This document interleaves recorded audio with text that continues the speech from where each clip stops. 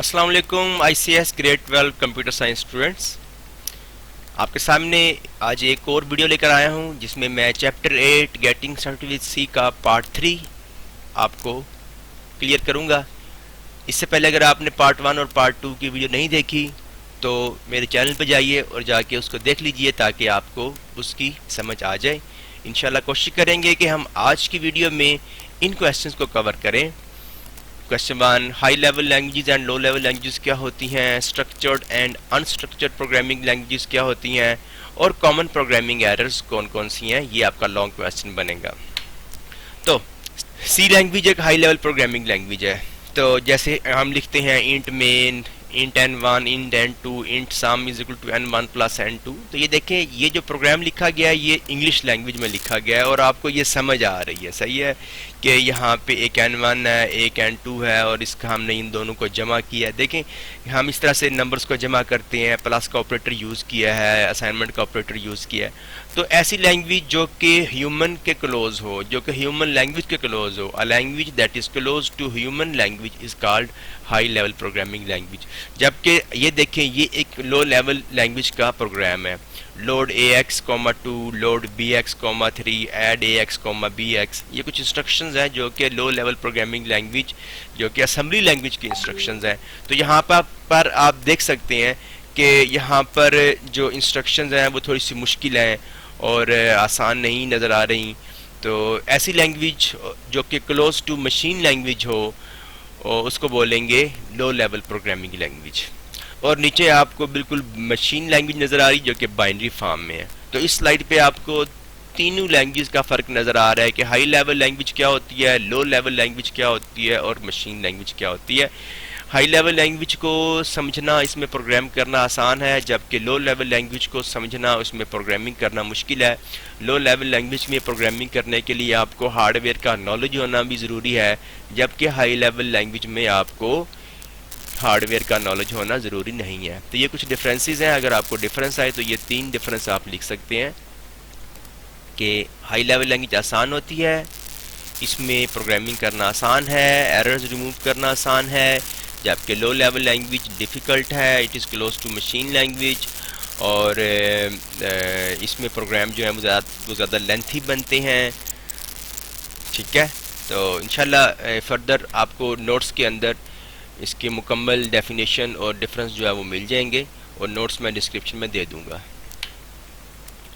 लो जी, ये यहाँ पे आपको अनस्ट्रक्चर्ड और स्ट्रक्चर्ड प्रोग्रामिंग लैंग्वेज का फ़र्क नज़र आ रहा है। ये देखें, अभी तक आपने जो प्रोग्रामिंग करेंगे इधर जो है आप सिर्फ एक मेन फंक्शन बनाते हैं और सारा प्रोग्राम आप मेन फंक्शन के अंदर लिखते हैं। आपका प्रोग्राम सिर्फ एक मेन फंक्शन पे अगर मुश्तमिल हो, सिर्फ एक मेन फंक्शन हो आपके प्रोग्राम में, तो इस प्रोग्रामिंग लैंग्वेज को आप अनस्ट्रक्चर्ड प्रोग्रामिंग लैंग्वेज कहेंगे। ठीक है, तो लेकिन अगर आपका जो प्रोग्राम है उसमें बहुत सारे फंक्शंस हों, मेन फंक्शन और भी बहुत सारे फंक्शंस हों, तो उन फंक्शंस के ऊपर प्रोग्राम पूरा बने आपका, तो ऐसी प्रोग्रामिंग लैंग्वेज जो कि फंक्शंस बनाने में हेल्प करती है और उसको बोलते हैं स्ट्रक्चर्ड प्रोग्रामिंग लैंग्वेज। तो यहाँ पर आप इन दोनों का फ़र्क देख सकते हैं। सी लैंग्वेज एक स्ट्रक्चर्ड प्रोग्रामिंग लैंग्वेज है, उसके अंदर आप फंक्शंस बना सकते हैं। आगे जाके आपका चैप्टर आएगा जिसमें आप फंक्शंस बनाना सीखेंगे, लेकिन अभी तक चैप्टर 8, 9, 10, 11, 12 तक आप जितनी भी प्रोग्रामिंग करेंगे वो सारी अनस्ट्रक्चर्ड प्रोग्रामिंग होगी।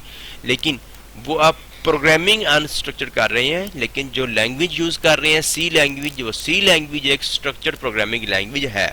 ठीक है ना, तो सी लैंग्वेज के अंदर आप फंक्शन बना सकते हैं। बहुत सारी ऐसी लैंग्वेज थी इससे पहले, जैसे असेंबली लैंग्वेज है वो एक अनस्ट्रक्चर्ड प्रोग्रामिंग लैंग्वेज है। ठीक है, कोबोल है, ठीक है, वो अनस्ट्रक्चर्ड प्रोग्रामिंग लैंग्वेज है। तो अनस्ट्रक्चर्ड प्रोग्रामिंग लैंग्वेज में जो प्रोग्राम बनते हैं वो बहुत ज़्यादा लेंथी बनते हैं, जबकि स्ट्रक्चर्ड प्रोग्रामिंग लैंग्वेज में प्रोग्राम शॉर्ट बनते हैं, क्योंकि आप फंक्शन बना लेते हैं और फंक्शंस को आप बार बार इस्तेमाल भी कर सकते हैं। ठीक है, तो ये दोनों के अंदर फ़र्क है। थर्ड हमारा क्वेश्चन था कि कॉमन प्रोग्रामिंग एरर्स क्या होती हैं। ये देखें, यहाँ पर एक प्रोग्राम बनाया गया है, हैश इंक्लूड stdio.h। ठीक है, और ये हमारी हेडर फाइल है। ठीक है, लेकिन यहाँ पे देखें कि आपको देखें कि मैंने कमेंट में भी यहाँ लिखा हुआ है कि stdio की स्पेलिंग ठीक नहीं है, ठीक है, तो ये एरर है, क्योंकि stdio एक लाइब्रेरी फाइल है और उसका एक नाम है, उसमें stdio है, ये studio.h लिखा हुआ है, इसमें जो u है वो एक्स्ट्रा है, ये देख सकते हैं हम, ये जो u है, सही है, तो ये स्पेलिंग ठीक नहीं है, तो ये एक एरर है। तो इस तरह की एरर्स जो कि स्पेलिंग की वजह से आए, या देखें यहाँ पर आपने सेमीकोलन यूज़ नहीं किया हुआ, ठीक है, या अगर आपने प्रिंट एफ के फंक्शन इस्तेमाल ना किए हों, या आपने कोई ब्रैकेट यहाँ पर नीचे मिस की हुई है, तो जो इस तरह की एरर्स हैं, जो कुछ आपने स्पेलिंग मिस्टेक की वजह से, सेमीकोलन ना लगाने की वजह से जो एरर्स आती हैं, ऐसी एरर्स को बोलते हैं सिंटैक्स एरर्स, ठीक है। तो कॉमन प्रोग्रामिंग एरर्स हमारे पास 3 तरह की प्रोग्रामिंग एरर्स होती हैं, syntax error, logical errors and run time errors. तो सिंटैक्स एरर्स के बारे में मैं आपको बता चुका हूँ क्या होती हैं। आइए लॉजिकल एरर्स के बारे में देखते हैं। ये देखें, यहाँ पर मैंने एक फार्मूला लिखा है, int average is equal to a plus b।